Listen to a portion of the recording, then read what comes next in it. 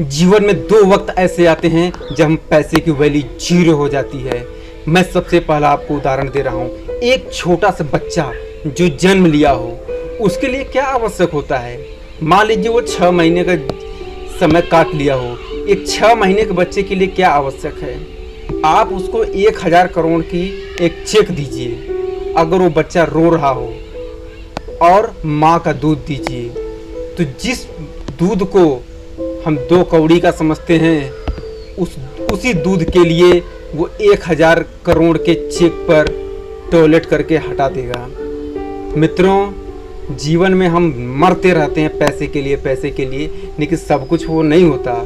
अब एक दूसरा समय होता है बुढ़ापा में आपके पास करोड़ों रुपए हों, लेकिन आपका परिवार साथ नहीं है, आपके लोग साथ नहीं हैं, तो उसका भी वैल्यू खत्म हो जाता है। आप सोचेंगे कि नहीं, ऐसा नहीं होता, मैं नौकर चाकर रख लूँगा, तमाम प्रकार की सुविधाएं अपने लिए रख लूँगा।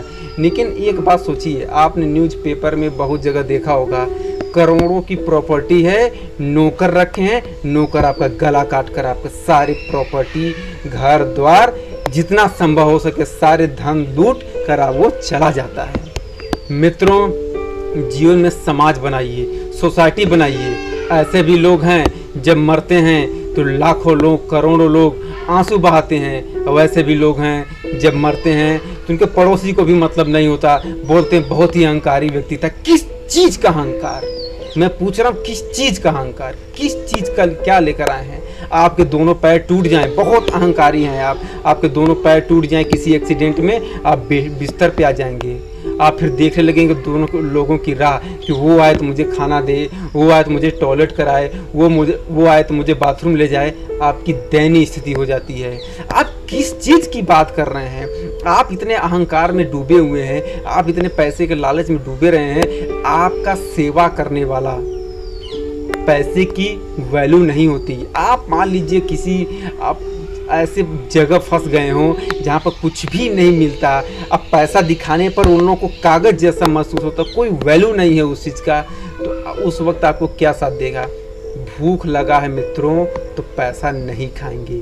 इस पूरे पृथ्वी पर आपको भूख लगा है, आपकी प्रॉपर्टी है, बैंक बैलेंस है, गाड़ी है, घोड़ा, तमाम चीज़ें हैं, वो आपको भोजन नहीं देंगी।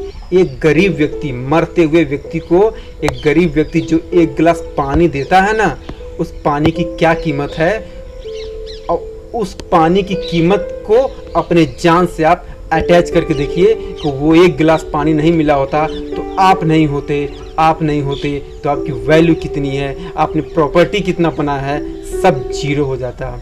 इसलिए मित्रों, पैसा नहीं, समाज कमाइए। समाज एक बहुत बड़ी चीज़ होता है। परिवार कमाइए, लोगों को खुशी बांटिए।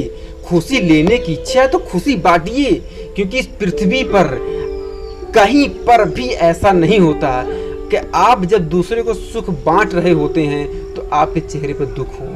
क्योंकि जब आप सुख देते हैं किसी को तो ऑटोमेटिक सुख देने की प्रक्रिया ही ऐसी प्रक्रिया है कि आपको सुख देते वक्त आपके भी चेहरे पर स्माइल आ जाएगा।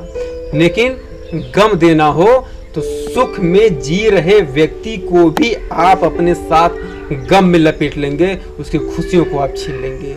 मित्रों, सबसे बड़ी वैल्यू होती है जीवन में इंसान को बनाना।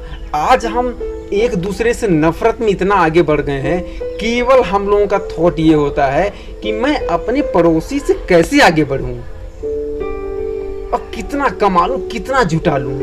मित्रों, बड़े बड़े राजनेता, बड़े बड़े लोग, पैसा तो सबके पास था ना, कैंसर से क्यों मर गए? क्यों नहीं कुछ ऐसा कर दिए कि सब बदल जाए, पूरी बॉडी बदल दो, सब कर दो। आप एक रोग को ठीक नहीं कर पाए। आपकी मेंटल प्रॉब्लम है, जो आप अंदर से इतने टूटे हुए हैं, धन से ठीक हो जाएगा क्या? ऐसे ऐसे केस आते हैं कि लोग सुसाइड कर लेते हैं। उनसे बोलिए कि क्या कमी थी। एक किसान आत्महत्या करता है तो उसके बारे में लगता है कि हाँ ठीक है, हो सकता है बहुत सारी। एक हवेली वाला मरता है तो उसके लिए क्या कीमत थी? किस चीज़ की कमी थी उसके पास? किसी चीज़ की कमी नहीं थी तो शांति की, एकता की, प्यार की। मेरे मित्रों, प्यार, नम्रता, सहनशीलता, एकता, अखंडता, इन सब चीज़ों का कोई भी वैल्यू नहीं आप निकाल सकते। पूरी धन दौलत सब बिक जाएगा, लेकिन आप प्यार का वैल्यू निकाल सकते हैं कि कितनी कीमत है। न मोहब्बत का, न ही विनम्रता का, न दया का, किसी का नहीं। लेकिन आपके अंदर जो नफरत है वो इन सब चीज़ों को दबा कर रखता है। अच्छी एक बात बताइए, आप बहुत बड़े हो गए तो क्या करेंगे?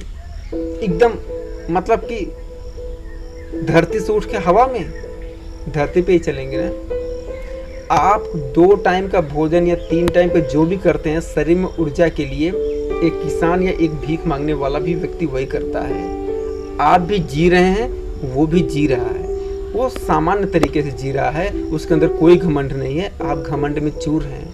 मित्रों, मर जाएंगे आप।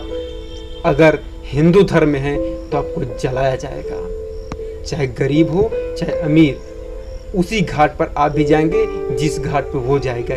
क्या है इतना कमा लिए, क्या कमा लिए इतना कि आखिर में स्थिति तो वही आ रही है ना, आप वहीं पे जा रहे हैं ना।